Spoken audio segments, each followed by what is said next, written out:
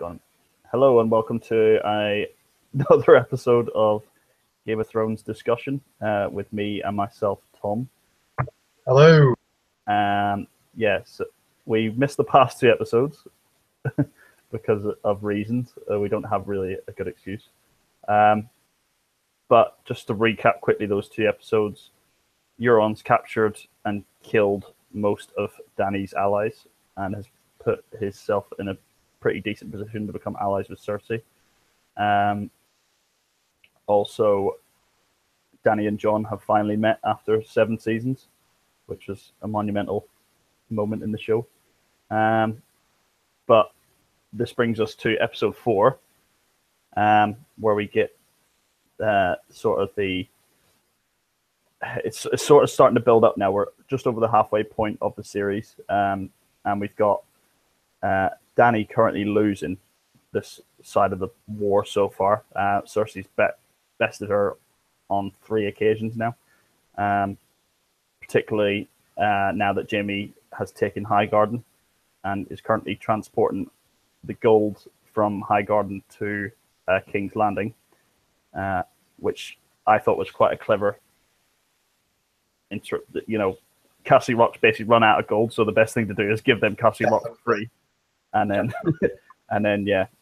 take all the gold from Highgarden, which is the richest place in Westeros as far as we know. So yeah, that was quite clever. But I think where we should start is probably on the Dany side of things, because there's not much to talk about in terms of Jaime transporting gold across the country. But we'll start with... Can we just quickly touch upon just the past episode, only in terms of, I think the only thing that we could talk about is the war strategy between Jaime and Tyrion. Okay, yeah. We could just talk about that for 5 minutes just before we get started on this, because we've got a bit of catch up to do. Because I think that was one of probably strategically the most important thing to take out of the episodes. I mean, Jaime's conversation with Queen of Thorns was pretty cool, but it was pretty self-explanatory, really, for what he said.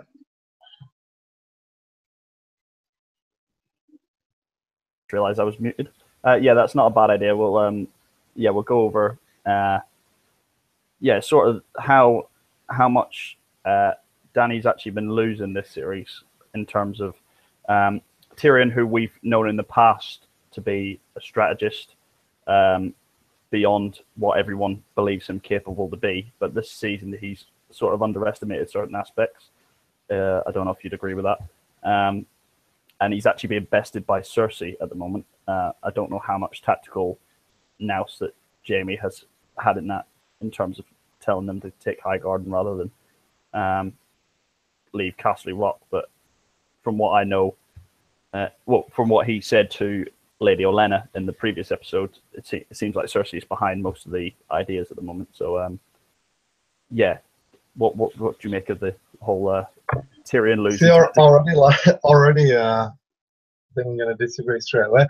I mean, I must have missed the part when it was Cersei behind all the kind of machinations that's going on in terms of the capture of Highgarden, because for me, I think the only reason that the Lannisters have had any success, other than Euron, who is a bit of a wild cannon anyway, and has, picked his team, but is ultimately doing weaker.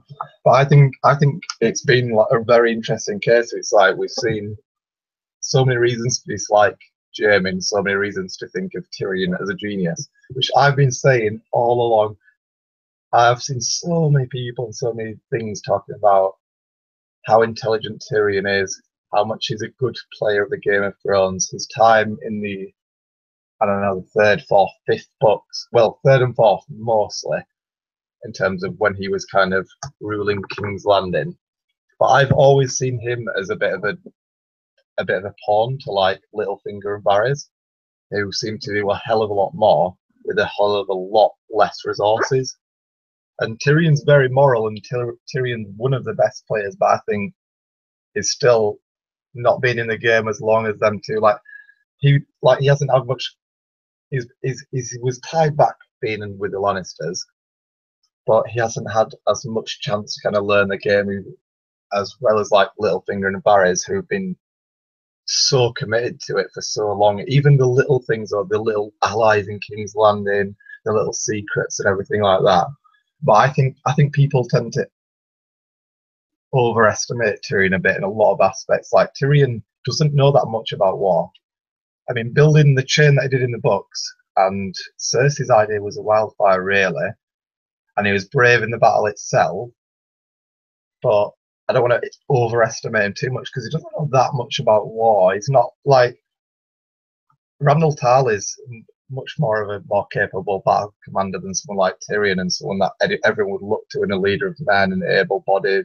I mean, I'm taking a bit from the books, but like the show tends to sensationalize things. It's been always coming out with the witty thing and the good plan, but Tyrion's very witty, Tyrion's very intelligent. But in terms of battles and things like that, I think this was a great platform for showing Jaime's learned a lot from the Whispering Wood. He learned a lot from his enemies. And in terms of strategy and battle with less resources, I would pick Jaime every day of the week. I think he's actually improved drastically. Whereas Tyrion's always been kind of overconfident about his own intelligence and abilities. Whereas Jaime's been humbled a lot. And I think he's a lot more of a formidable battle strategist at the moment than Tyrion. So that's been my take. And you just mentioned something there about Cersei being the brain behind it all. The show could have gone that way, but that's not how I read it. And I read the taking of Highgarden and this battle strategy to be around Jaime's side of things. Cersei's who he takes orders from, but he's the one that he's a battle strategist in my eyes. So I'll let you I'd say a piece on that one. Yeah, I mean, I agree with you on a certain aspect in terms of in the field and in terms of war strategics. Jaime is always going to be outplay Tyrion in that aspect because he has the experience as both knight and a general. You know, I think that's one of the things I appreciate about this episode. It's the first time we've really seen in the show Jaime in battle mode, and he's a renowned fighter, but he's also he knows war strategy because he's learned from one of the best war strategists there was in Tywin, and he's been constantly his whole life surrounded by strategists and war, and you know that he's idolized great knights of the past, and that's how he's always tried to live his life. Unfortunately, it hasn't really worked out that way for him, but yeah, I would agree with you in terms of that. I think a lot of what's happened this season with Tyrion's failures is highlighting the fact that he always thinks he's 2 steps ahead, but it kind of backfires because he thinks he's got the upper hand in most situations. It tends to backfire on Tyrion, and I think that's one of the more interesting aspects of his character is that much like Cersei, in fact, they always seem to have a plan. They always think it's going to act out as how they imagine it, and it doesn't always go to plan. So the fact that so far Tyrion's just been taking knocks on the chin, it's humbled him as a character, I think, because about 2 seasons ago he was humbled before when his family turned it back on him, accused him of murdering his nephew and things like that. He was brought down to the base level. Whereas before that, he was handed the king and he was running King's Landing, etc. And I think the same thing sort of happened here, where Daenerys has turned round to him and said, why do I keep losing? You keep telling me these strategies, and we keep losing on the battlefield. So, yeah, in terms of Jaime's strategy over Tyrion, I would agree with you in the sense that on a base level of battle strategy, Jaime would have the upper hand. The only reason I said about Cersei being behind the Highgarden coup, a lot of the season so far has been her discussing things with the Iron Bank, and she keeps saying to them, "We're going to pay our debts," etc., knowing that Castle Rock is run dry of gold. So I think not to say that Jamie didn't suggest that they should take Highgarden, but I think that's always been the plan from the beginning of the season, to take Highgarden, because that's the last real rich house in Westeros. You know, there's nowhere else really that they could take that would give them that amount of gold that they'd be able to pay their debts back. So, and there was a slight discussion. I don't want to talk too much about the last episode, like the episode before this one, but he does have a slight discussion with Lady Olenna when he says, I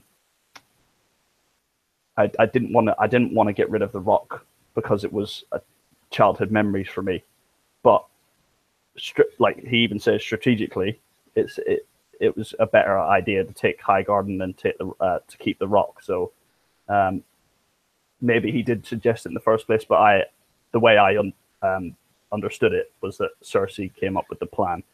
I think that goes against what I previously thought of Cersei's character, because the way I've always presented Cersei as someone who thinks much like Tyrion, thinks she's above everyone else in a situation where you have to use mind games, but in actual fact she might be the stupidest person in the room.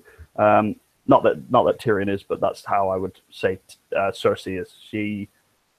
She presents herself as the winner of the Game of Thrones. So she constantly talks about, you know, she says the line, "You win or you die." So that's always in her mindset, that she has to win. She's always trying to win, but 9 times out of 10 she loses. But I think this season they presented her as a character much like her father, who's 3 steps ahead, which I don't like comparing the books to the show too much, but in the books that's never the case. We see it from her perspective as that's how she thinks she is, but when you see other characters' perspectives on her, they totally disagree. Tyrion constantly calls her stupid and undermines her, and a lot of the other characters as well seem to think she's making terrible decisions. But the show seems to have her as, you know, having all the pieces together. She's managed to get Euron to win battles for her. She's managed to get Jaime to take Highgarden for her. You know, she's paying back the Iron Banks. It seems like everything's in place for her to be victorious, and I think that's what they're trying to set up this season, is that she's actually strategically quite clever, but at the same time, she still underestimates what a dragon can do, which is what we see later on in the episode. I went off on a bit of a tangent there, so if there's anything else you want to add. No, probably just 2 things before we even get started. But the only 2 things, just to back up your point, I mean, I like to disagree, but I can't really disagree with anything you're saying about Cersei there, because I think we're in agreement. I think in the books we have Kevin Lannister as being a bit of a more important character, and he kind of is seen as he's such a good, honest, kind of straightforward ruler, and he sees her as just petulant and irritating and just causing enemies anyway, and he's just trying to rebuild the kingdom and trying to forge the alliances, which she's so bad at. She's so blind, and she just forces allegiances upon people that have no strategic value but have done a loyal service, which is such a bad thing. But now the show's kind of presenting her as being this kind of Aegon the Conqueror, even Mad King Harry's Tywin-esque character, where morals are a bit skewed, but she does what it takes. It's like, what? She does it. Like, one of the things that annoyed me, I can nitpicky a bit, but like, right, okay, so do you know Renly and Stannis? When they have the two armies, and Renly's offering the peach or an apple. What is it? A peach or an apple? Actually, it's a peach.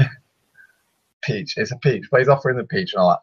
And they talk about the Stormlands, Bannermen, and all of that. And Highgarden is seen as, I can't remember the exact figure, but it's something around 40,000 men, because it's, you know, it's the Southern Lords, and it's a lot of men and things like that. And they show there's just a simplification of just, oh well, yeah, that Highgarden, yeah, I know a few of them was lost in the Red Keep, but we're just going to walk in and take it. And then the Queen of Thorns says, oh, we weren't that good at fighting. It's like, oh God, it's just, Just the whole house is that just annoyed me as well. extinguished with such ease, and it hurts me logistically so much because I love the books and I love the 2 year long siege of even a minor house and everything like that with the Tullys. I mean, the Tullys had, but it's still hard to siege a castle, but the show just simplifies everything. But they have to do it. It's a time thing. It's a continuity thing. They have to do it, but. It's just like sometimes I kind of with them kind of things. I just like I love the book and the reality aspect. Whereas obviously the last 20 minutes of this, I love the show, but we'll get to that later. But it's just one of them things where it just hurts to see a house just extinguished. Just for like, oh yeah, we just walked in. And, oh, we weren't that good at flying. What about the castle that you're hiding behind with the 40,000 men that you're supposed to have? We're just going to push that under the carpet like Stannis. Oh well, they burned our food, so. One of the greatest, commanders of all time is just going to burn his daughter, and that's it. We just went wrong. We got a bit cold and we lost our food, so that were it. So God, surely you can just, I don't know. I think I look right. It's like entertainment-wise, the show for me is like better, but in the books, just in terms of common sense. With Littlefinger's transportation, everything like common sense, the way he builds it, the way he sets the scene, the way he plays all the houses against each other, I think he's done geniusly. Like, that's not even a word, but you know what I mean. Like George R. R. Martin, the way like he wouldn't do that. He wouldn't just have 40,000 men just extinguished like that, and things are just swept on the carpet. Like, oh, that's happened, but it's such a long continuing thing. Talking about Middle Ages wars. And the only thing that I could get me away with is dragons, because that's a main fantasy element for it. But when you're talking about there's no dragons in Jamie in the Lannisters versus Tyrells, you can't get away with that. Though. You can't just sweep that on the carpet. But I get it. It's really short. They have to do it. You have to just simplify everything down to such a T. But that's great if you could have like the last 20 minutes of the episode. So that's just a little thing I'm going to complain about slightly, but yeah, we can start with the episode, mate. Let's go. Yeah, I mean, I'm very much on your side with that one. That they seem to in the show aspect of things, they seem to pick a house that they like and pick a house that they don't like, Dorne, and just go right. We don't really want to delve too deep into that house and how it runs and how strong it is in reality. So let's just get rid of them in a 10-second clip where Jamie just walks through Highgarden with loads of dead men, But yeah, it's one of those things. I can sort of understand it for a time constraint. But then again, surely they could have just done 10 episodes and had a good siege battle scene. You know what I mean? Even if it was only a 10-minute scene, just something to show that. Like you said, that throwaway line by Lady Olenna, oh, we were never that good at fighting, then you would never be able to build a house. I mean, there's no position of power there. Why were you allies in the first place if that was the case? You know what I mean? If there was no reason for the Lannister house to marry Joffrey off to your granddaughter, if they wanted rid of you, they would have got rid of you. So it was kind of silly, but at the end of the day, and the grander scheme of things, when the big battles happen in between, the dead and all our favorite characters, we're probably going to forget about Lady Olenna's little throwaway lines, to be honest.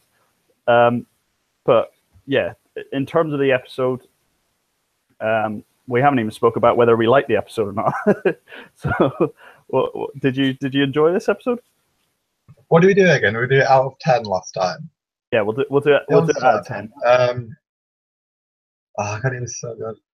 I mean, the episode as a whole. No. Yeah, like the last 20 minutes. Like I'm not going to go into that yet, but like that just made it. So I'm going to give it a 9.5 out of 10. The last 20 minutes saved it for me. I mean, a lot of the episode was what I've had with the season as a whole, really. That they are moving the pieces very quickly, and a lot of the scenes that for me should be a bit more heightened, like the Starks reunion, that seemed very rushed to me, and I felt like that should have been handled slightly better. But then they always redeem it with the final 10 minutes of the episode with where I was literally on the edge of my seat, just going, "Oh my god, I can't believe what's happening." So yeah, with minor quibbles aside, I'll probably give it an 8 out of 10. if the whole It's one of the best episodes I've ever seen, surely. with if the battle for me isn't okay. It was a great episode, but it wasn't enough to make me go, okay, that was that was one of the best episodes of the series. It reminds me a lot of the Hard Home episode, where that episode, if you watch it without the battle scene at the end, isn't an actual. It's a good episode, but not a great episode. Tag the Hard Home battle at the end. It's an amazing episode. I think the same things happened with this. So, what do you even like then? Because like, what's your favorite episode then? Because like Hard Home and the last episode are like probably two out of 3 of my favorite episodes like ever. No, Hard Home's probably my maybe even the season finale of last year as well. That was good. That was probably my favorite. That might be my favorite episode. So, but. Should we discuss before we get onto the battle? Because I feel like when we talk about the battle, it's just going to be us going mental about how good it was. Should we talk about some of the other aspects of the episode? Yeah. I say we'll start with the Starks reunion. So Arya's finally arrived at Winterfell. Just her luck, Jon's buggered off somewhere else. Every time she gets close to the Starks, someone's that buggered off somewhere else. But at least Sansa's still here. And the shell of Bran is there as well. But yeah, we get Arya doing her usual thing, intimidating men larger than herself. It harkens back to the time that she tried to get back into King's Landing. Sort of, they're doing a lot of callbacks this series to earlier seasons, which I kind of appreciate. But at the same time, it was so reminiscent that it became repetitive. But the actual scene with Sansa and Arya is probably the thing we're going to talk about the most, and also the scene with Bran, Baelish, and then Bran and the Starks.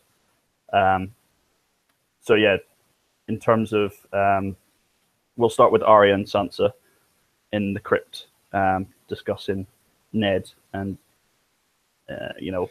they're finally back together, but they've gone through such different paths that they're not the same people anymore, and their interactions are kind of awkward. And I did like how they presented that, but at the same time, I don't know. It just some of it seemed a bit rushed. But I'd like to get your opinion on it before I go on a rant. I mean, I honestly, I don't want to like make this episode too long. So with stuff that I don't have that much of an opinion on, I'm just going to skip it. I mean, the only thing that I thought about that, I thought it was well done, really. I didn't want it to be like a tear reunion because they would, when they were younger, they hated each other. Sisterly kind of hate, not real hate. Admittedly, I'm not saying that. I'm just saying, they never really were best chums. It was more Jon and Arya. So I liked the way they do it. I liked that it was a bit awkward. I liked that they had both gone through so much. And like they just said, it's a long story. We'll catch up on it. I like the way they do it. I liked the tone. I liked that it was a bit awkward because it probably would be. They're both very different people, and they've lived very different lives. So they both loved each other, and you could tell from the hug and everything like that they'd be loyal to each other now, and you can see that they have the maturity that. Do you know what I mean? Them two are going to be loyal to each other throughout, but they're very different people, and I liked the awkwardness. I thought it was the right kind of tone. And I don't have anything more to say about it. Okay, yeah, sure. Yeah, I mean, the awkwardness was the bit that I liked about it. Was like you said, they weren't the best of buddies to begin with in the first place. Even Sansa says, Jon's heart would skip a beat if he saw you now. So they do acknowledge the fact that Arya and Sansa's relationship isn't as close as, you know, either Jon or Arya's or, you know, some of the other Stark siblings. So, and the aspects that I did like about it was they got across their characters and how much they've changed. You know, Sansa's a lot less naive now, and she shows that that there's a bit of immaturity when obviously Arya explains the list and then she laughs. But as the episode progresses, you see more and more Sansa sort of understanding. Oh, okay, Arya's actually a psycho killer, which is what I liked about it. But yeah, just I don't really know what I would have wanted from that. Saying that, maybe I did want it a bit more Hollywood with some violins and tears. But I suppose that is more their characters that, you know, they do embrace, and they do sort of reminisce about their father and things that have happened. And I kind of like the fact that they kept it vague as well. You know, neither of them's really telling each other exactly what's happened, and that's probably because they don't really want to discuss too much in detail about, you know, some of the gruesome things that happened to Sansa and some of the things that Arya's been through. So yeah, I suppose in terms of the awkwardness, that's what I liked about it. I think I just disliked the pacing of it. It's just, you know, Arya arrives at the castle, then they're, hello, I'll see you in the crypts, and then oh, let's go see Bran in the garden. It just seemed very quickly done, whereas I would have liked a bit more build up to their, you know, to their reunion, to be honest. Did you have any comments on the Baelish and Bran interaction? I think it's really hard to comment, really. It's all kind of said how it was. I mean, there's not really much you can, as much as Bran's the most all-knowing character, and this should be the most that you can actually like theorize about what he's saying. It's a bit straightforward. He's just kind of repeating what people said back to them, and just letting them know that he knows. I was kind of more interested to see Baelish's reaction, and I'm so like, you know what I'm like about Baelish, where he's like literally one of my favorite characters, and he seemed like he seemed a bit taken back about it at first, and then he seemed to like adapt again, and he was like, "Oh, I wonder how I'm going to play this and manipulate this situation." So this guy knows absolutely everything that's ever happened. I think I can manipulate this situation. He's like, well, he looked a bit like that to me, like after the first initial shock of getting over it. I don't know if I just read that from. I think Baelish is like this omniscient kind of character. He's omniscient, isn't it? All knowing. Yeah. Well, that's what I thought about it. Bran was like curse of a ladder is a ladder, and everyone hates Bran because he's just being creepy about everything. But I kind of like it, and I think that it's probably going to be something a bit later. I'm not quite sure what, but I think that it's the most important piece out of all of them. I mean, and you've been able to fight well against Brienne, to me, doesn't mean as much in the grand scheme of things as Bran, who's going to do something. There's going to be. I've been saying to you since we very first started talking about Game of Thrones, just how important Bran is, and how, whether it be the Night King, which we talked about before Night King was even named, and then I talked about him either having some kind of mental battle with Bloodraven or the Night King before. I mean, I'm not sure whether we first mentioned the Night King as being the leader of the undead, but we mentioned something about him in it. Azor Ahai or whatever, whoever is the most powerful leader, because there has to be a named leader of the dark forces, if you like. Bran was going to oppose him. I see him as the opposition. I mean, I do watch some stuff on YouTube and stuff about other people, and they're saying Bran's going to be the evil guy, and he's changed and he's lost all this. But I actually think Bran's kind of. I think everything that is shown about Case as a ladder and is talking to Sansa, I think that's kind of people a bit creeped out with it. I actually think he's risen beyond the pettiness of all the houses and all of that. And he's kind of think he's lost his identity as Bran, he's lost his identity as being a Stark, all of that. I kind of see him as being beyond that, and in some mental, metaphysical way, he's going to be a very going to play a very crucial part to the end part of it, which I think which might be one of the greatest twists that we've had. Because he likes to twist with like deaths of like Robb Stark and things like that.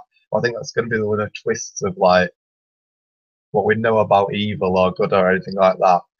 I think Bran's going to be a big part of that. It's so hard to pinpoint in what way it's going to talk about because, like I'm saying, it's mental, it's metaphysical. He's a green seer. But I actually think Bran's already more powerful than Bloodraven. I think there's something about Bran. There's so many connections with his name, Brandon the Builder, and he's a green sire and he's a warg and all the old gods. He seems to have transcended Bran the Stark born in this era for me. So that's why I kind of see him as being so important. But I'd love to hear what you think about Bran and if that conversation meant anything. Yeah, it's touched on a lot of what I would personally think about Bran.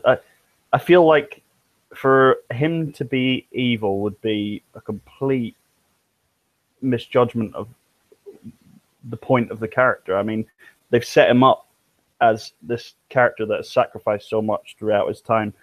His whole journey is to become the Three-Eyed Raven, and the Three-Eyed Raven's whole, for me, his whole purpose is to battle this entity that's going to come. I mean, that doesn't necessarily mean that the Night's King is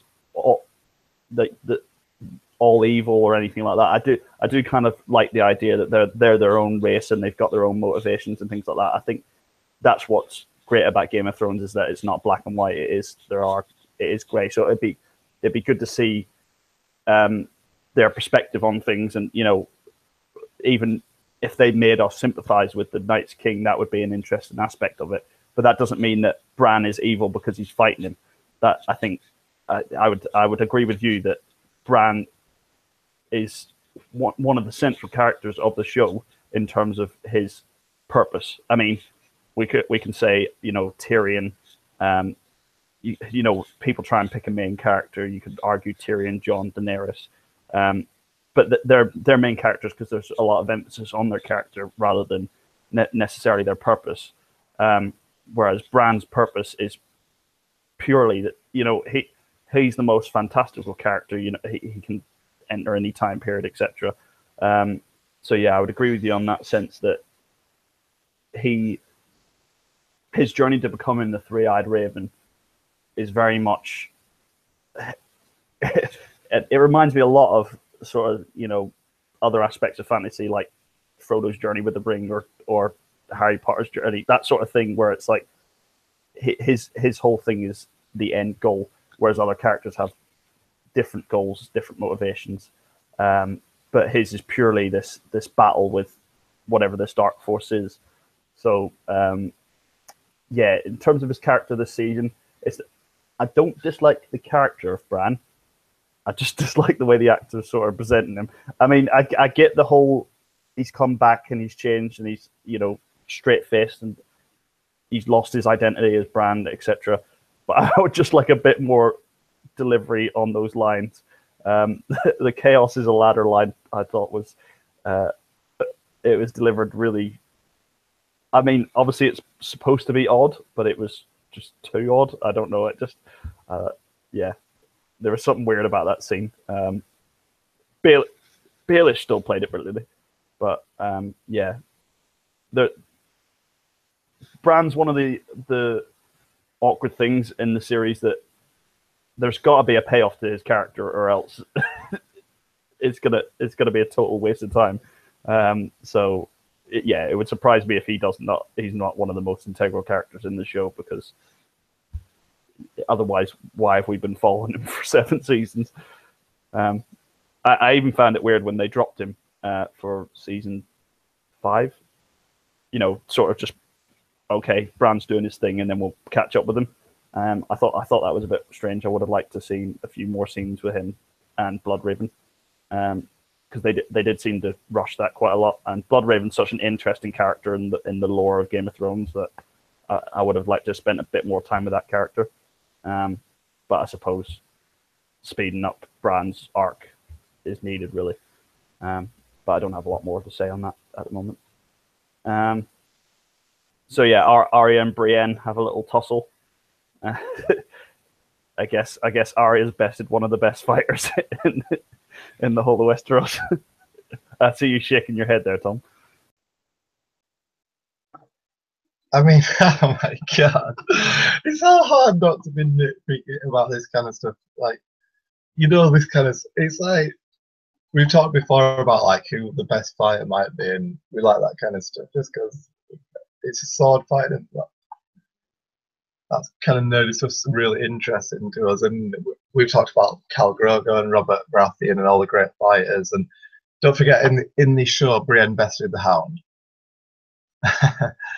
And we're gonna have her actually beating her just in a straight up sword fight. I mean, you can talk about how Brienne might not have been trying all this kind of stuff, but I mean, come on, Melantrant beat the freaking water dancer. For God's sake, I mean, Melantrant and a few of his Kingsguard, killed Syrio Forel, or there's some. I mean, how random would it be? Oh, he might come back. What? He's going to come back like 8 seasons freaking later or whatever. It was in the first season as a minor character is going to come up. Did he really die? Yes, of course he did. He died just because people think if they don't die on screen and it shoved a sword through the heart that they might not have died. He definitely died, and he wasn't that skilled. And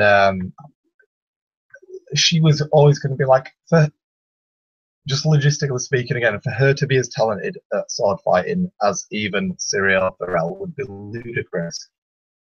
And Melantrant and his fucking men beat, and then she beats Brienne, and she's with a needle as well. And Brienne's such a good fighter, and she's scarily fast for her massive strength and size. And she bested how many men? 180 in single combat. At the tourney, with Renly and God, I can't remember the name. I thought it was called, but Testament to the same. And it was ridiculous, and it's irritating me. It irritates me things like that, little things that it will try to irritate me. But I thought, like, I'm not a man of absolutes, and like that was. The way they did it, I thought it was cool. Like Arya's character, she's probably one of my favorite characters ever. She's definitely like top 3 as well, and she's so cool. And she's an assassin, which is cool, but she's not a straight up fighter, and she'd have fucking no chance in that situation. And even if friends let Lynn win, then that's lame anyway. And just the whole thing, like, yeah, she's badass. We know Arya's badass. We know it. We both know her. She's a little girl, and she's a great fighter. She's a great assassin. She's wily. She's street smart. She gets on with as she was a Stark and she was growing up. She got on well with all the people lower classes, and we don't need to be reminded of that. But she shouldn't have to win a one-on-one sparring session with Brienne. It's like a lightweight going up against a heavyweight in boxing, and it's literally that's how much chance you'd have. It's like saying Manny Pacquiao was coming up in the ranks, yeah, but against Tyson. Oh, yes, outboxed him. What? I mean, come on. I mean, Sugar Ray Robinson's the greatest pound-for-pound fighter of all time, but he still lost to an average heavyweight when he tried fighting for no reason. I'm getting so far off track. It's just so irritating to me. Like, just think that would never happen. Like, oh yes, so Speed beats her, and she kept getting inside her. And so, no, this is a straight-up melee sword fight, and there's so many things. She wouldn't just be able to get inside her with needle, like. She's learned to be an assassin, and the whole point of being an assassin is not to get in that situation anyway. So yeah, she's reasonably skilled with a sword for a young girl and she's quick, and she's got a blade, etc., etc. Against Brienne, she wouldn't even able to like. I mean, this is just. What do you think about it? I mean, come on, am I just? Is it me or? No, not at all. I mean, I've had this issue with the show a million times. Barris tell me being bested by some masters. That's already annoyed me. But yeah, it was a cool scene. It was, you can't help but smile when you watch it. But at the same time, you also laugh inside. Just go, what is happening here? Like, if they presented Arya as this, master assassin character. Don't have her fight in a straight up sword fight. That's not her character. She even says before that scene, don't pick a fight with someone like Brienne in the first place. Even she knows that you don't pick a fight with Brienne, but she still does it anyway. So yeah, that was a strange. I don't know how. Okay, it makes Arya look cool, but it also makes Brienne look shit. She's just been bested by this girl with a fucking thin sword, which yeah, it was a cool scene to watch, but yeah, little things like that just annoy me in terms of like I love thinking about the best fighters in the history of Game of Thrones. Like that's why Barristan Selmy is one of my favorite characters, because everyone talks about him as this great battler, and he's noble, and he just anytime you hear a character that you respect, like when Jamie talks about Barristan Selmy, he never has a bad word to say about him, because he realizes he probably could never beat him in a fight. So I just that's one thing the show seems to get mixed up sometimes, is the level of fighting that different characters have. But I suppose it's not.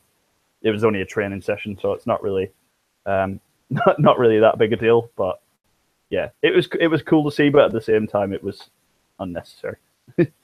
Other than that, we get. I don't know if you want to touch too much on the other Bran scene with Arya and Sansa, but basically Bran gives Arya the Valyrian dagger, which they seem to have set up has some level of importance, because Samwell earlier in the series is also looking at a book with the dagger drawn in the book. So, I mean, that seems to have a part to play, and that was the dagger that sort of kicked things off as well. So, it'd be, I don't really know what the plan is with that, but yeah, I don't know if you have a perspective on it, because at the time I don't really have a perspective on what's happening. I mean, I just don't have that much. I don't have anything to say about it, really. I was kind of watching the scene and be like, "Oh, what's he going to say? He knows everything. What can he possibly say?" He didn't have to say it outright, but something we can read into something that's going to mean, "Oh." I'm just waiting for him to say it, but he just says like, "Just keep the dagger. I can't use it. I'm a cripple. I can't use much in that." And it's like I'm just waiting for someone to like. I just don't know. I just don't really say. He just seems to not be saying anything out of the ordinary, but it seems like the perfect character to like just deliver 3 lines that can have like multiple meanings that we can ponder for a bit. Just for us book readers that just like to get a little bit more into it than they like fight scenes and stuff. Because we like, there's a whole big thing about like loads of people like. I don't think anything has been as analysed as much as this, and it's like, but there's just. I don't know. Maybe I missed something, but I couldn't find anything in there. It was so straightforward, and it was like Brandon knew everything about everyone. Like what he displayed, Brandon, was that he knows everything, and then what he displayed was that he wants to do absolutely nothing with it, which was what I got for it. Which to me, God, you're gonna hate me for talking about Littlefinger again. After he chose to not expose Littlefinger. That means that I think that Bran think there's strategic value at this time in keeping Littlefinger at the side. So, like we talk about the catty politics of the Brackens and Blackwoods that are always warring and blah blah blah. Again, I think Bran's seen above that, and it's like a purposely anticlimactic, where he could say so much to Sansa, Arya, Littlefinger. It could reveal so much and inform her with so much, but he's not.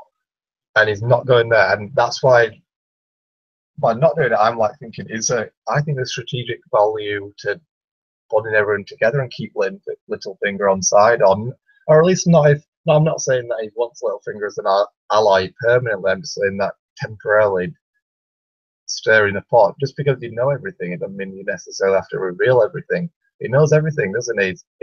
I think the episode was showing about the crossroads. She had that decision in her head. He's showing that he knows everything that everyone's thinking, but he's not really revealing anything of import. So that's why I think it's true. Littlefinger's still inside for now, and we'll keep on going. I love him. Yeah, well, I hope you're right that Bran's found enough importance for him to be able to stay alive for the majority of the rest of the show. that look that Arya gave him suggests otherwise. But we'll soon see what Baelish's fate is. It might even be a case where Arya, tries to kill Baelish, but Bran stops her from doing it or whatever. Maybe the dagger's a test of some sort. I don't know. I couldn't really read too much into it. Like you said, you'd expect a character like Bran to deliver lines that we could analyze, but all he did was give her a dagger. That's about it. And the only thing we can analyze is what's the meaning behind the dagger, other than it was the dagger that nearly killed him. But there was one throwaway line that I just want to touch on quickly, where he says, "I know who owned this," and I don't think he was referring to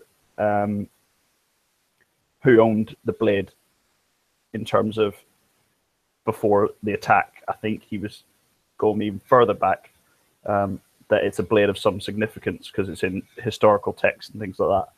So for me, they've focused a lot on the blade, so it's got to have some sort of major importance other than just being, another Valyrian weapon. So it'll be interesting to see where that leads. But other than that, I don't have much to say on it.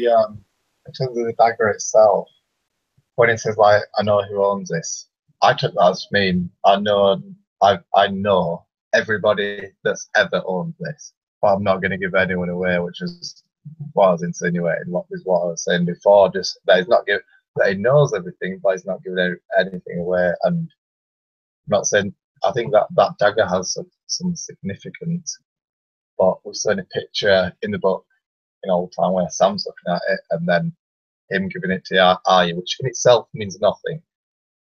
So there's nothing to take away from anything that is said that it's what his intent is for it. But as I say, he seems to know a lot about it, but what is revealing is kind of nothing.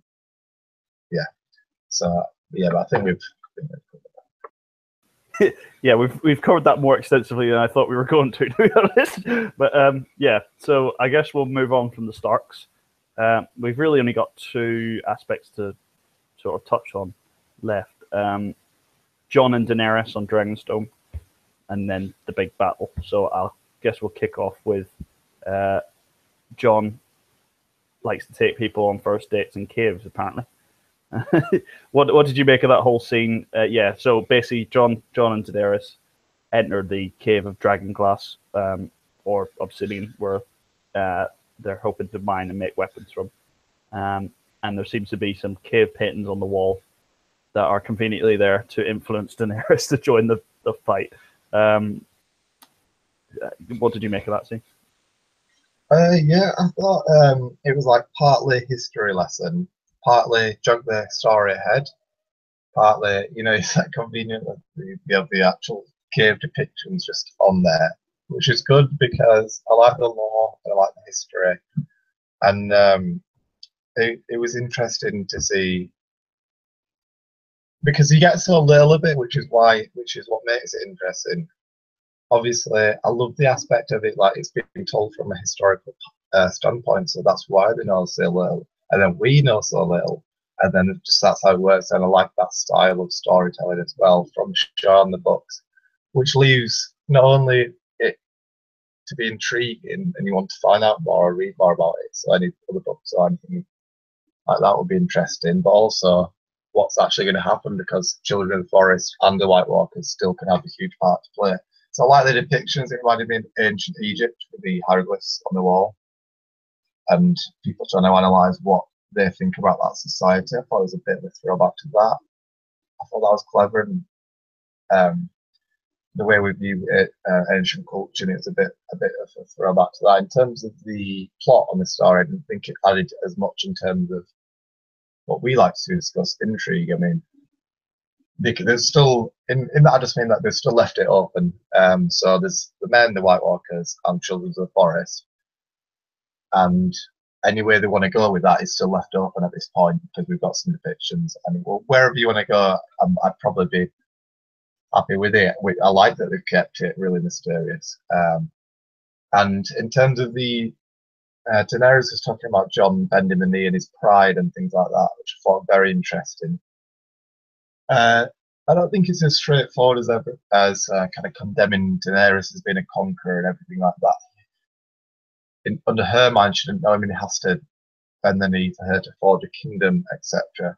But Jon, it's nothing to do with pride or anything. He just thinks that his people might reject him if he bends a knee. He's already been stabbed to death for trying to do the right thing, so he doesn't want to. It's just Jon's just trying to do the right thing every time. He doesn't like it. Doesn't like leading. Doesn't like killing. Doesn't like fighting. You know what I mean? He loves everything that he's showing, which is he's a Song of Ice and Fire, and he's to me always been the most important character because he always kind of does what's right, but he's got to step beyond that. He's got to step beyond duty and honor, and he's been given a hard choice really. Whatever he does, it's a gamble, and whichever way he does it, he can't know for sure. It's a sort of an impossible situation, just like Daenerys is in at the moment, and she needs his fealty as a point of power, and then he needs her to fight the White Walkers. And I actually just like the way they built it up. I like how slow it's been. I really, really like how slow it's been. I like that there's been certain compromises back and forth. I like the tension between them as well, and then more than one kind of tension, and that's interesting. And then she's his auntie, and I like where they're going with that because they just left it up, and then Miss Sunday gives her a little look and everything like that. And I think everyone that's watching it's like, it's not that weird. Come on, we kind of want to see it, and I think that's kind of fun. Yeah, I really like it. I like that it's a slow burner, and it'd be very interesting to me if they came to a kind of very rigid compromise between them both, between forging an alliance, because I think they both are like that. Daenerys is compromised in a lot of different ways. She's realised that her view of all the Eastern cities and slavery couldn't work exactly as she thought, and I think people kind of think her as this conqueror and stubborn. But she has to be a ruler, and she has to be a conqueror, and she has to be a leader, and you have to present yourself in a certain way. It's not like how our democracy works. It's a very different style, and it's still people look up to her, and she has to be strong, and she has to act a certain way. And it's the same for Jon. So I love to see the clash between them, and I don't think it's that straightforward. I think there's a lot of different complexities and layers to their relationship, and I don't think it'll be as simple as Jon bending the knee. I think later on in the season she might have to bend the knee in some respect in where she's asking him for help. And I just like the dynamic that's actually being built between two of the most important characters.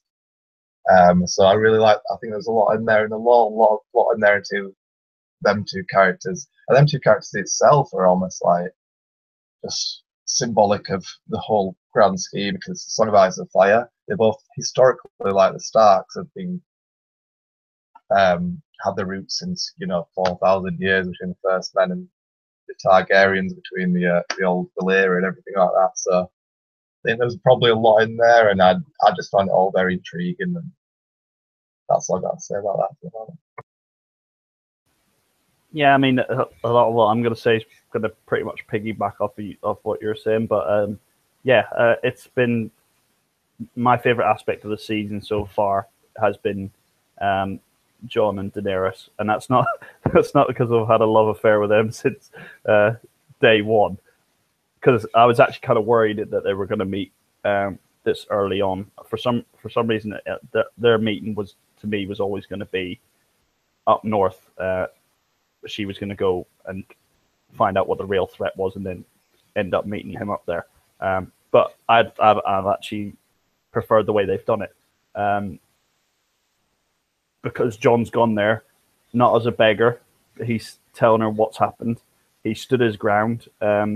Their interaction previously in the hall, where they're discussing their family histories, etc. I thought that was one of the best written Game of Thrones interactions that we've had on the show. So I was actually very impressed with that. And this episode, where Jon's trying to persuade her to sort of see his point of view, and Daenerys has not poo-pooed his idea. She's just, she's got her own objectives at the moment that she needs to complete before she can deal with this threat. And Jon to her could be a great ally, but at the same time, like you said, she needs to show strength. She needs to show that she is the leader that everyone has, made her be at this point. So, yeah, the slow burn with their interactions for me has been one of the best bits of the season so far. In terms of, like you said, with the cave paintings being left open to interpretation, I agree with you. I like that idea. Like I said before, I don't think the Night's King and his army is so black. It's not. They're not the bad guys, in my opinion.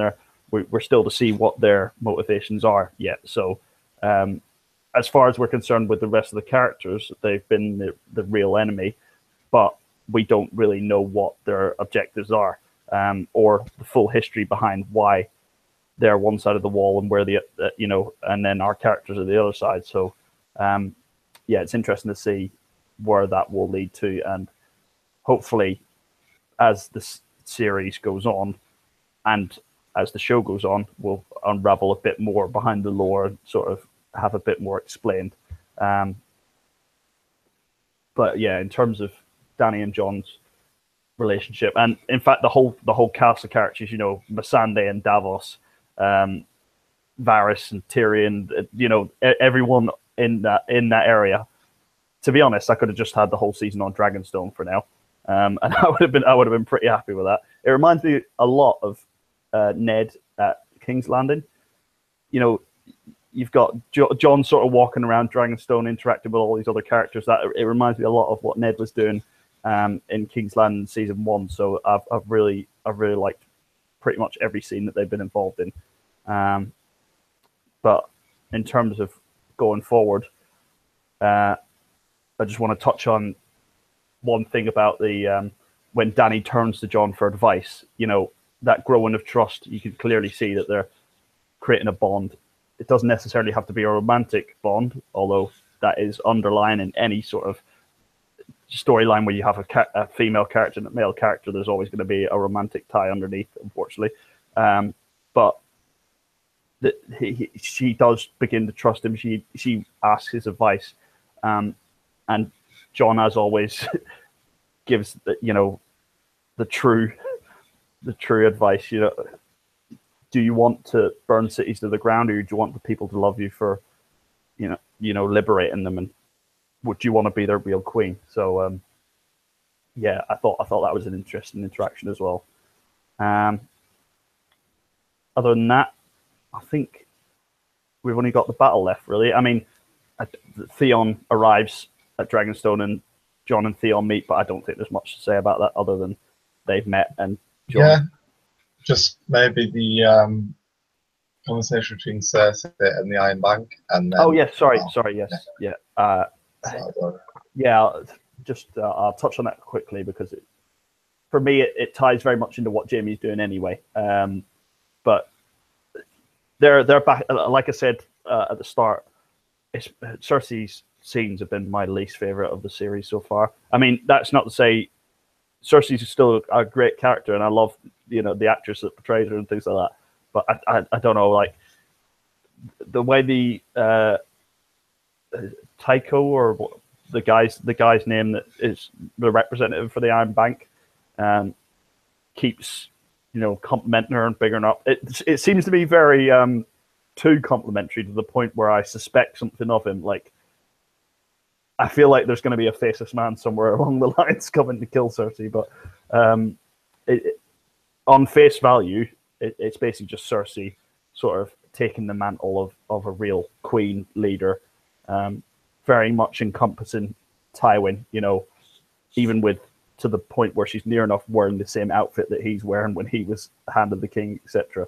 So they've really set her up as a leader, or not even a leader, because she doesn't really care too much for the people. So more of a tactician, someone who's willing to do anything to have a tactical advantage.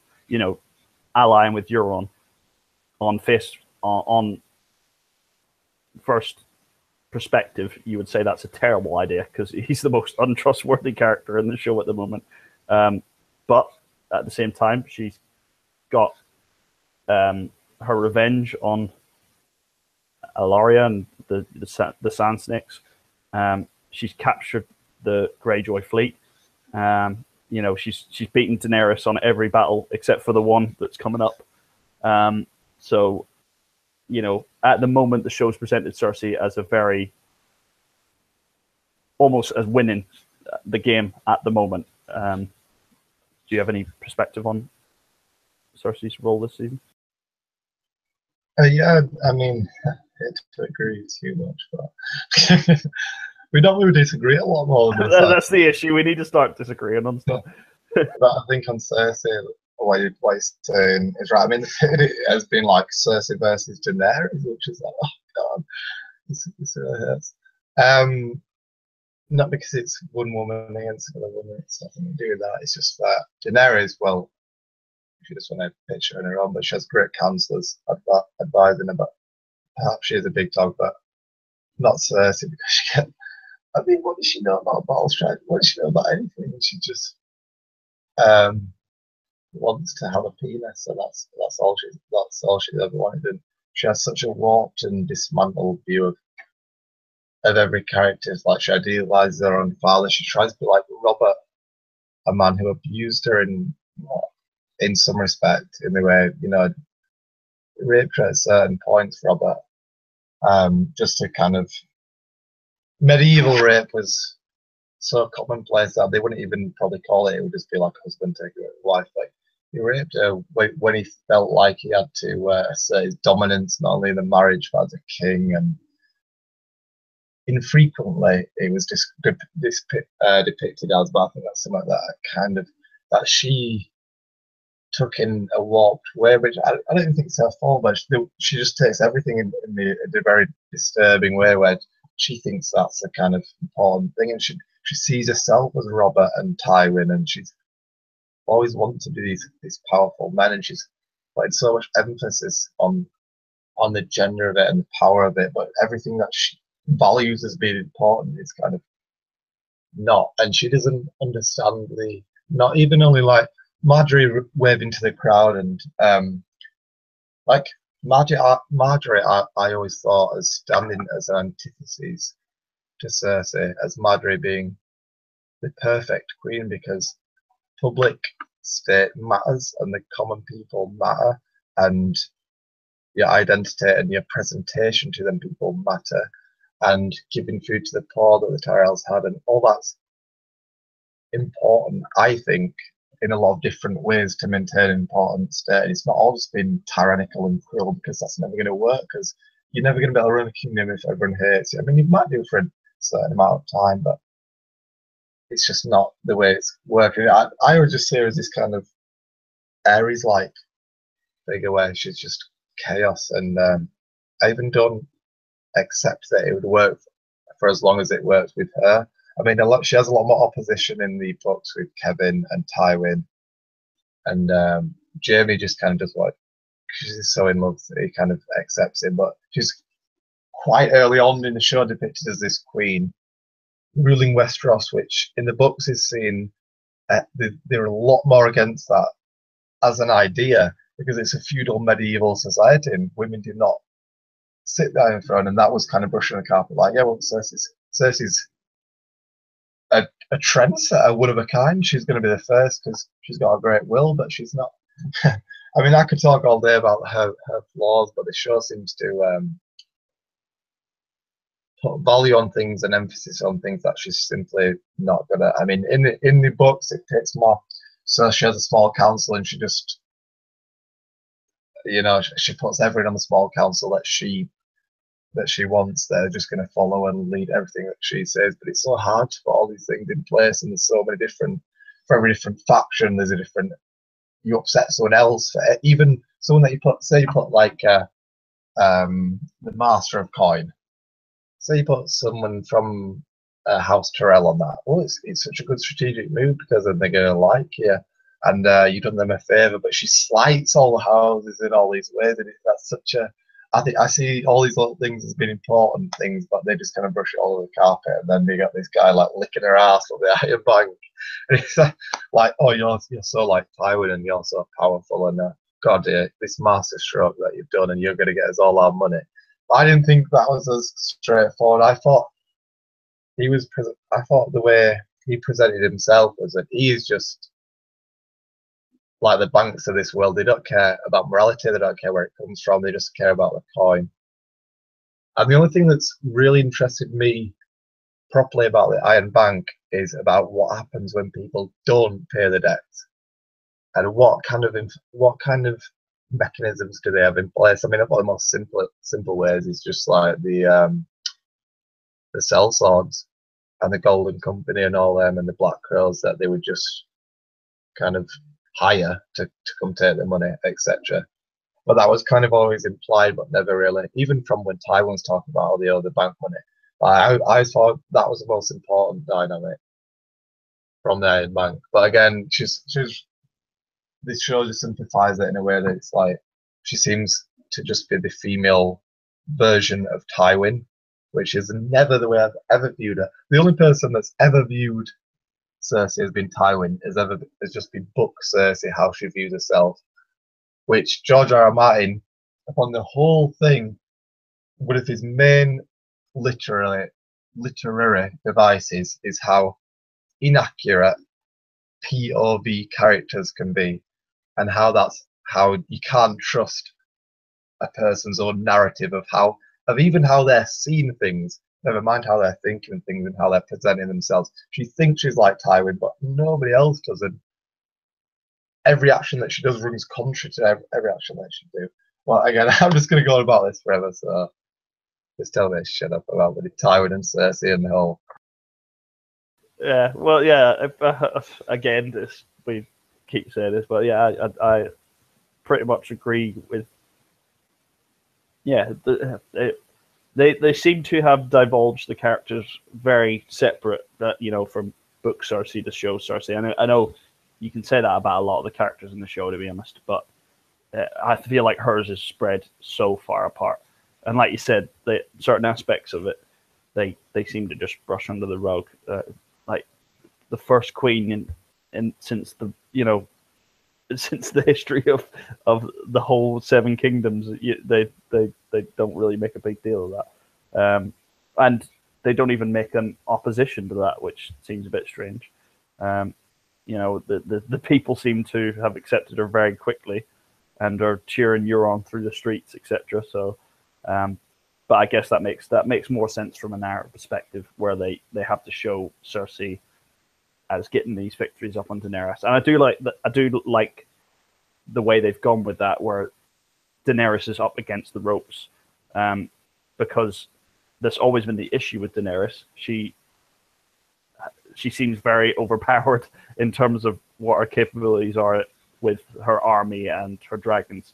So they did need to put Daenerys down a peg, and I guess the only way they had to do that was have the enemy, Cersei, go up a few pegs. And I guess they've sort of represented that through the Iron Bank this season, which is just an interesting way to do it. But yeah, like you said, the most interesting thing about the Iron Bank is everyone says you've got to pay them or else. But we haven't seen any repercussion of that yet, I don't think. So yeah, it'd be interesting to see if we do ever get to see the Iron Bank do something other than send this guy over to compliment Cersei, and give her some more wine. But yeah, other than that, I haven't got too much more to say on the Cersei stuff this season. I do still love the character, and I do appreciate what they're doing with her in the show, because they still are representing her as frail, in terms of she can snap at any moment. She showed that last season. She blew up the set and completely tore the whole city just to shreds. And that like you said, that's very much the Ares mold of leader. Very reactionary, very paranoid. She does seem very paranoid, to me anyway. But yeah, that we could go on about her sort of mindset forever. But yeah, I haven't got much more to say on that, other than Daenerys finally got one back by the looks of it. We'll move on to the final 10 minutes or 20 minutes of the episode, which to me, the great thing about the show is you get a lot of intrigue, a lot of dialogue between characters, and it constantly keeps it interesting. But when there are action aspects of it, they do deliver it pretty much every time. I mean, the Battle of the Blackwater for me was fantastic. The Battle of the Wall, the Battle of the Bastards. Every time they've had to have Hardhome, every time they've had to have these situations where, you know, everything we've been building up to is a battle, in all honesty. A lot of the times, conflict, that's how it ends the main story arcs. They have delivered, and they definitely delivered on this one again. There's not going to be much analysis for me on this one. I just really appreciated watching it. Seeing the Dothraki horde in full flow on an open field, that was very pleasing. What do you think? Just before we go into the scene as a whole, what do you think of the? Because you touched on it earlier, where Jamie talks about the Whispering Wood and how he's learned tactically from that. Do you think they have left a small force in that, and they've actually moved a lot of the resources towards King's Landing already? Because that's what a lot of people I kind of got confused whether or not what Daenerys was destroying was their resources. Because to me, in my mind, that would have put Cersei in a difficult position then, because she said, "Look, we're paying you back. We're paying the Iron Bank back," and then just as she's about to pay it back, Daenerys just blows it up. But do you think they've managed to get enough resources out of there before Daenerys arrived? I mean, they literally said in the episode, all the gold has been safely delivered to King's Landing. So I took what she was destroying to be as food resources. I mean, that's what I think it's Dick on Randall Tally's son that says that. He rides back and he's just when Bronn and Jamie are in the banner and everything. He literally says, they like, I think they pat the wagon or something and say, like, all the gold has been delivered to King's Landing.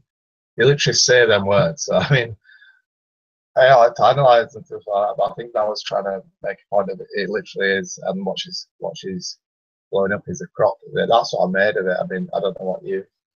Yeah, no, I think I just missed that line altogether. Even watching it twice, just shows sometimes how attentive I can be. But yeah, so you know, Daenerys has been victorious in this battle, although it was close. But yes, at the end of the day, Cersei's still got a slight upper hand on her as well. But just going through the scene as a whole, there wasn't too much, you know, Jamie going full force, trying to joust Daenerys when she's got a full-on dragon. Tyrion overlooking the scene. Once again, Peter Dinklage is amazing. You know, he presents 4 or 5 different emotions in that one scene.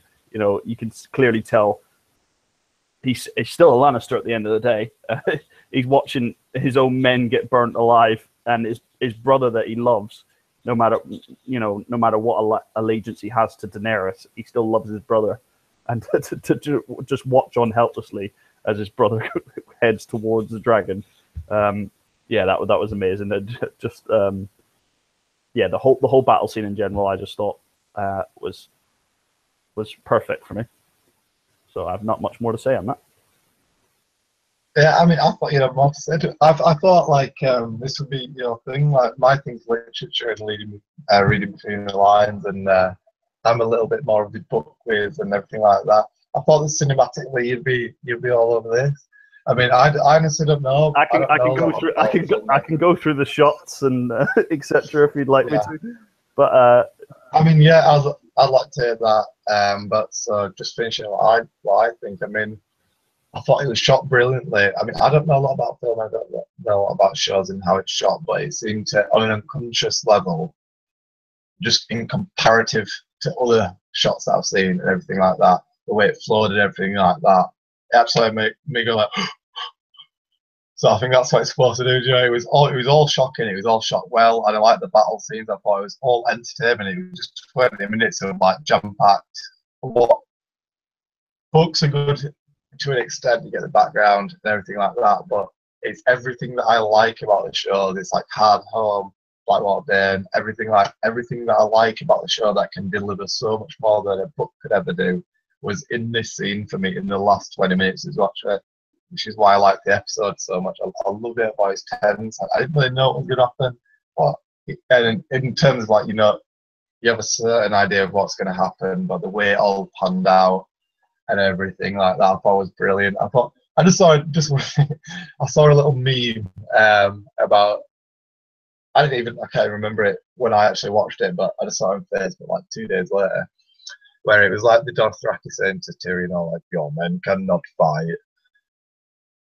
Like, you know what I mean? It might have been an okay fight, it might have been a reasonable fight. There's a fucking dragon there that's just burning legions upon legions. And I said to you when we very first started at this, Daenerys has 3 dragons, and they're by far the most important weapon. It's worth more than 10,000 men is a dragon. We can talk about medieval, we can talk about forts. I love all that side of it. You know, I love the siege of a year going on, trying to lay siege to a castle. But a dragon is just, it's the definition of a game changer. Changes everything that you could possibly think about the whole thing. And I've always thought about the dragons, like, how do you fight that? Arrows don't pierce it, fire arrows probably don't pierce it, but you try hit it in the eye. It's a mythical creature. You get onto the mythical aspect of it. And I said to you, whatever way you look at it, even if Euron wins every battle and all this, she still has 3 dragons, and that's like such an important factor. And it showed as soon as. And then, like, you know, they started breaking the Lannister lines, and the Dothraki looked great. The Riders, I love the Dothraki. I think it's such a cool thing. They reminded me so much of like a blend between. I've mentioned it before, but they're so much like a blend between the Mongols and the Huns. And I love that era of the horse archer, and you know, born and raised on the saddle, and was riding a saddle as a child. And I thought that was so cool, and it was interesting to see that. From a historical point of view, where it's like shield wall, organized, defensive, medieval, European, and then you've got the Mongol Hun type, really quick, really in and out, really that guerrilla style warfare. So that was interesting. And then a dragon comes up, and it's like everything's out of the rule book, isn't it? Though they're just burning upon legions. You can get your ballista out, but. But I said I wasn't going to talk about it, but you can. I'm really interested to hear what, like, you think about it from a film kind of TV, because it was very film-like in the way it was shot. I don't know, but I'd be very interested to hear what you say about it in terms of the kind of cinematic point of view. Because as I say, I don't know anything about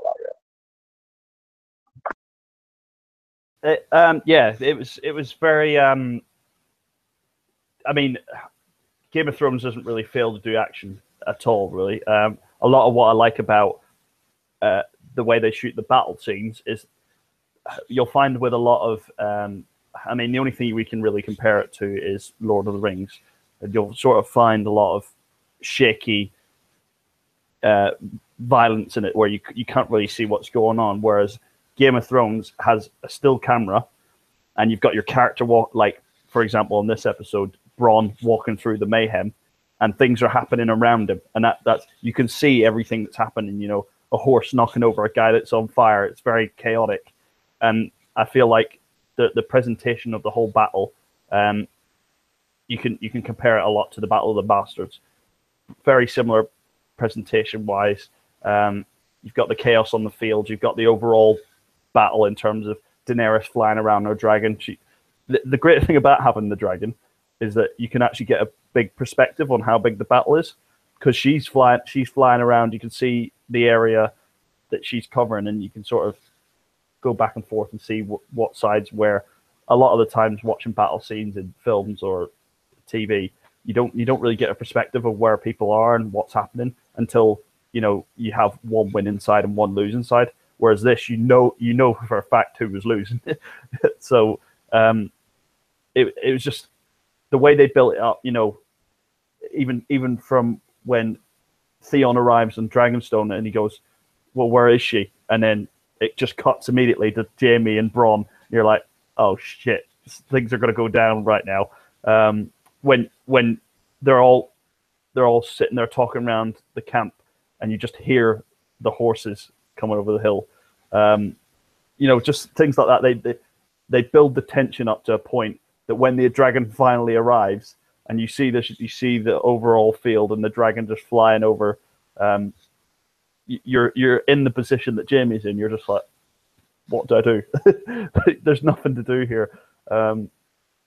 And like you said, with it just kept you on the edge of the seat. It kept cutting between different characters and different aspects of the battle, and there was never a moment to breathe. You were constant, like, my heart was actually racing whilst I was watching it, just because you're like, well, what's happening? You can't keep up with the battle, and I think they present that well in terms of making it chaotic.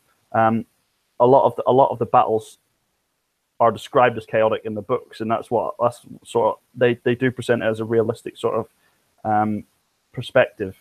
Like the Dickon character, they set up the fact that Highgarden was his first battle, and then he's thrown into this battle as well.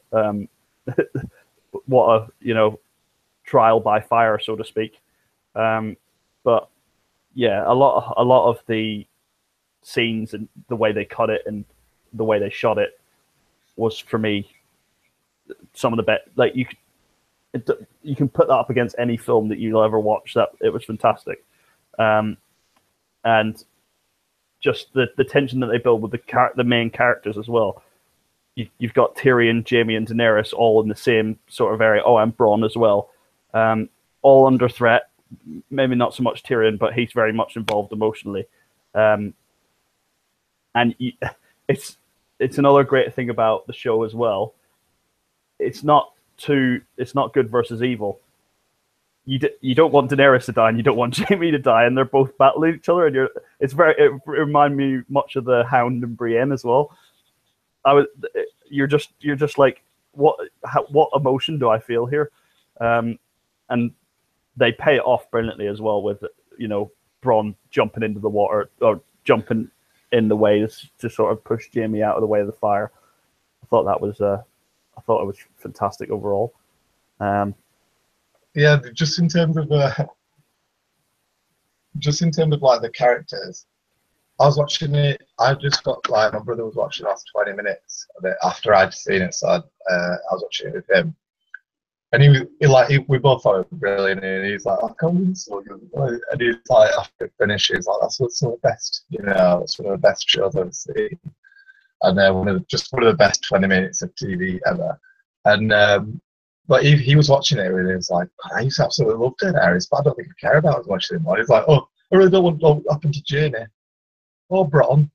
And he's going, oh, look, and do you know what I mean? It's like a few episodes, I think he was like, rooting for Daenerys, as he has been like the whole time. And then he said he's lost interest in Daenerys, and out of them three, he cared about her well-being the least. I don't know, like he was Jaime and Bronn that he liked. It's just like, I can't think of anything where it's like that as much, where the characters are so complex, you root for them all at different times. And even your favourite characters, you can see the flaws and they're not just presented perfectly, like Aragorn or something.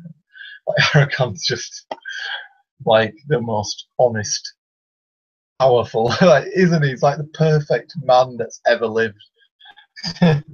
But no one in Game of Thrones is like that at all. John's a bit serious, isn't he? A bit serious. It is the most what you can get to what a hero is supposed to be like, but not as much as a bit serious. Is a bit sullen.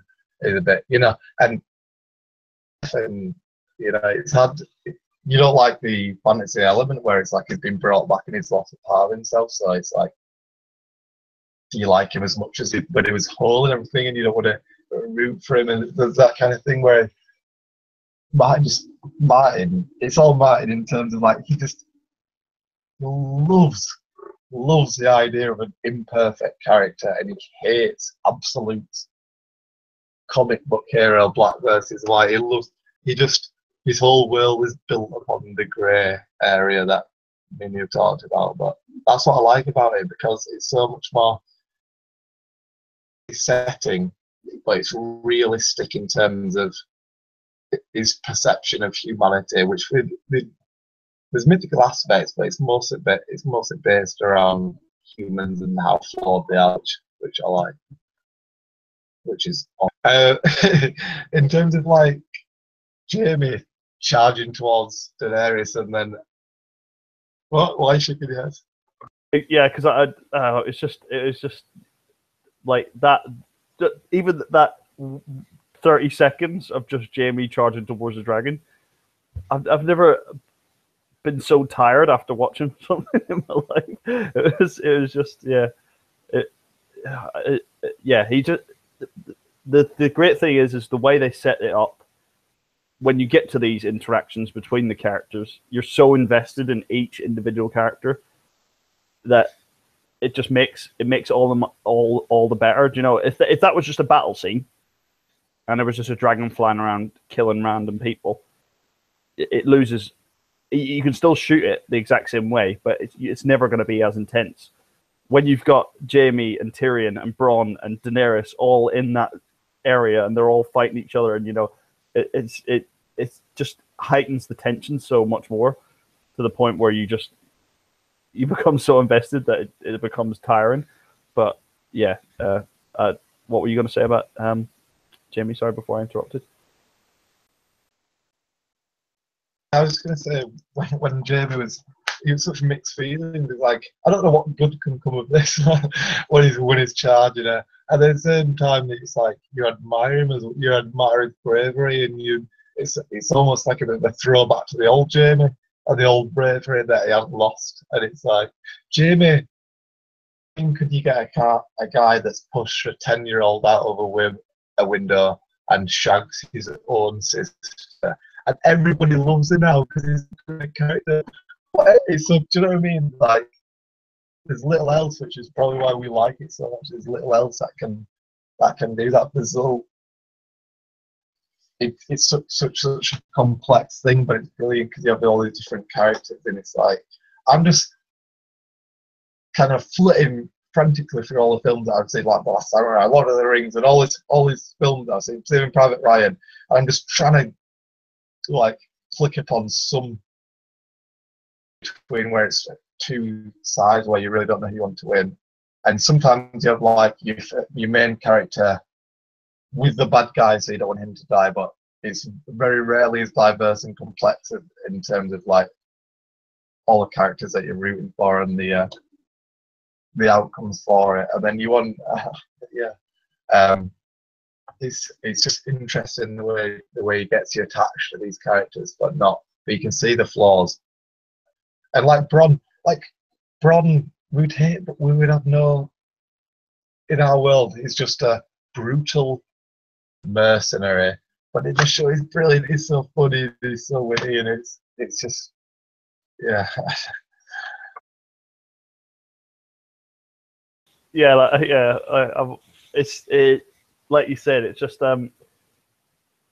it's more the fact that it's the investment involved in the characters. You know, you could probably have two characters that you like fight each other, but it's just the roller coaster ride that it puts you through each individual character.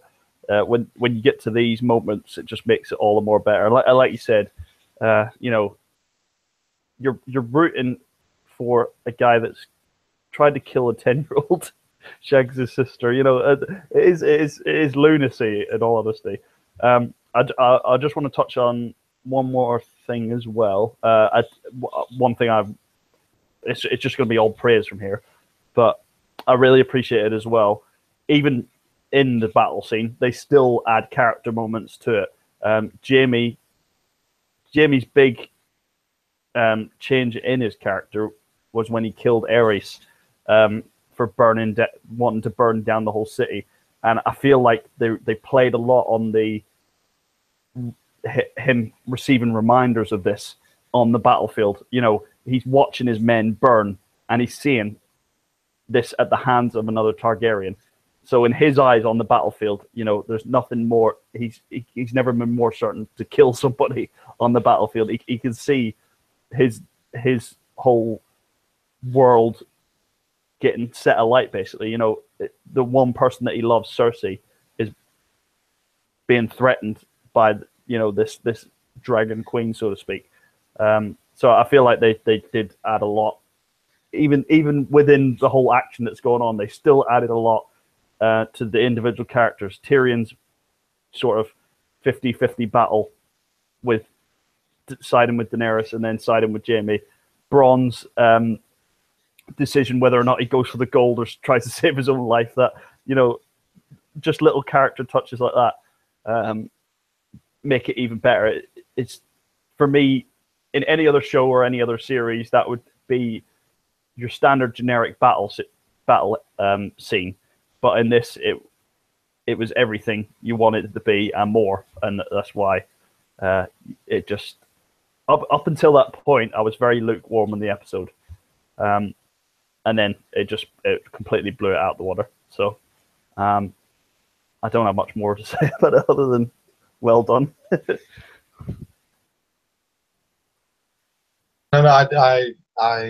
I'm just kind of running out of interest in things as well. In terms of, like, I love the episode, and I think we should probably wrap it up. I mean, I think I like to do predictions and stuff, so maybe just one prediction. Sure. We'll throw some predictions up for the next episode.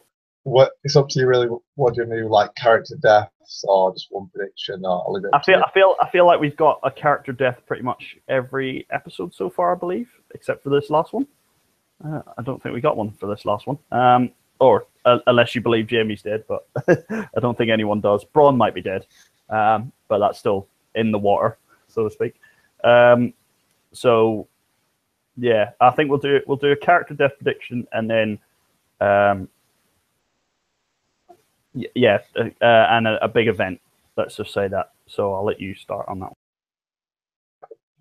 Honestly, I really think Littlefinger might die. Oh, he's just surrounded by enemies. Poor Littlefinger. He did not deserve this. All he wanted to do was bring chaos to the realm and play the Game of Thrones. He did not deserve to be surrounded by enemies in Brienne, Sansa, Arya, Bran, and all of the. Oh God, he's betrayed. Oh God, so I'm still not going. Littlefinger's surviving. Wow. So character death.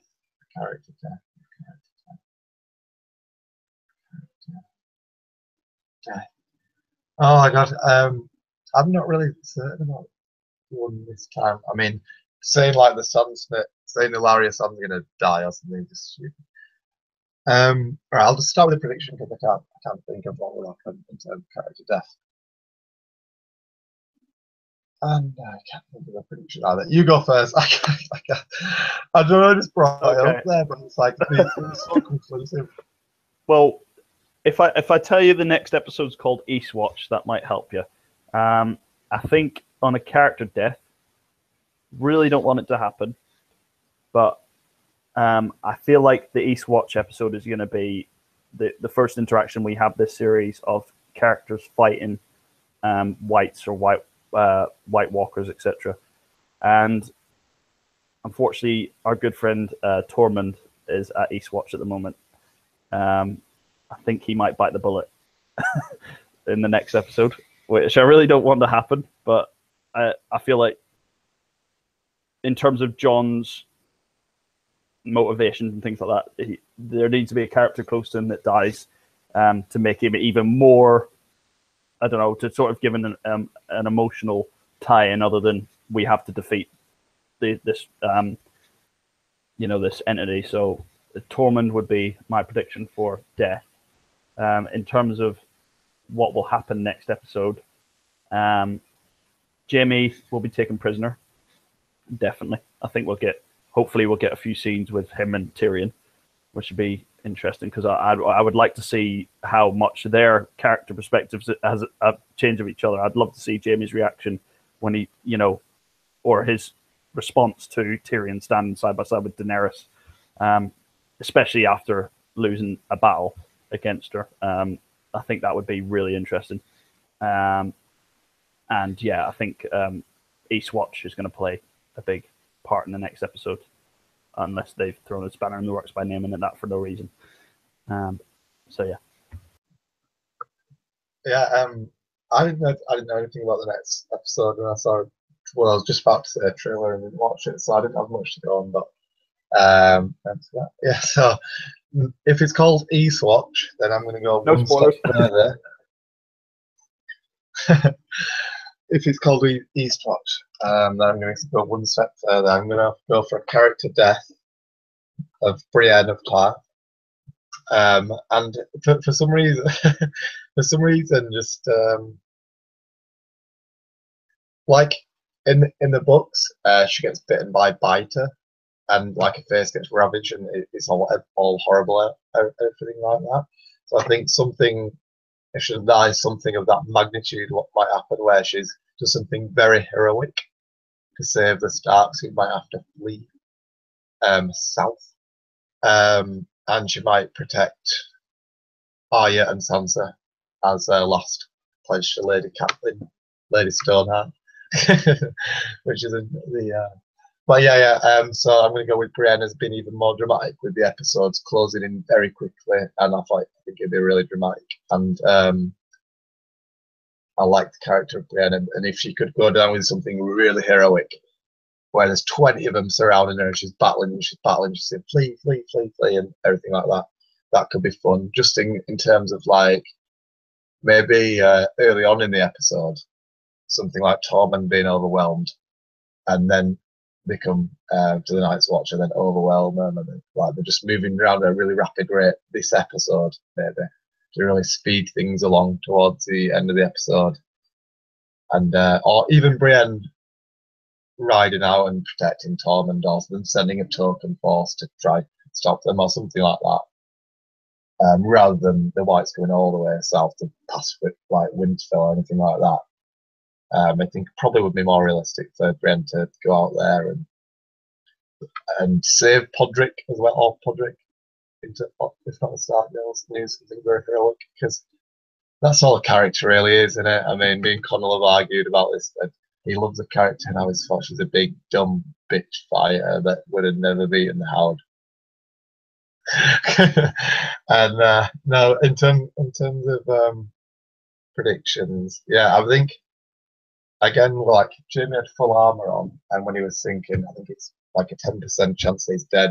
But I think you're right. I think he's going to be taken a prisoner just because there's so much more that he has to give, and his dialogue with Tyrion may well be very interesting, everything like that. But I think that Tyrion's going to feel a lot of burden at this stage, because he did feel towards his family, and he was aligned with his family. I don't think it was as easy for him to just switch sides like that. He is a Lannister, and that you can't just shed them cloths that easily. I think his hatred was just stemmed mostly towards Tywin and Cersei. And he loves Jaime. He's always loved Jaime. It'd be interesting also if they bring in the Tyrion's marriage to the prostitute when he was younger. We've never touched upon that. I don't know if it's too much for the show, but I know a lot of book readers like that aspect to it. So if they bring that in, they might well do it. It's a big part of the characters in the books. So they might just leave it out. I don't care if they do either way. But it would be so cool if they put it in there as well, just to. But it would be out of context, because nobody that watched the show would know what they're talking about. They don't even he barely even mentions it in the show, so maybe not. But I think that Tyrion feels like he owes a debt to Jaime in a lot of different ways. So if he's in the prison, I mean, he definitely owes him a lot. I mean, Tyrion's like in a lot of different ways now. It's been very important to the downfall of his own house, which I don't think he ever wanted to do. I don't think I think, as I say, I think his hatred was mostly directed towards Tywin, with Cersei as being someone he kind of thought he could outthink and being as a kind of token threat. But Tywin was that real struggle between them. So I think he's going to owe something towards Jaime, and I think there may be some. I don't think Daenerys is going to have to killed or anything like that. There's going to be a real fracture between their relationship, which is going to maybe last towards maybe the end of the season, where she completely loses faith and try and strict him as hand of the king, etc., etc.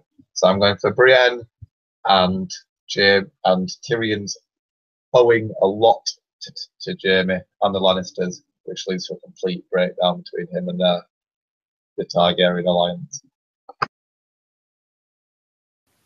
I like that prediction, to be honest. Yeah, I look forward to seeing that, hopefully. Watch the first scene will be a blade through Littlefinger's face, and we'll both be pissed off. So, but yeah, I've not got much more to say about that. So, hopefully, we'll be able to do this time next week, and we will do this time next week. We will, no matter what, do it this time next week, and yeah, we'll catch you later. See ya. Bye.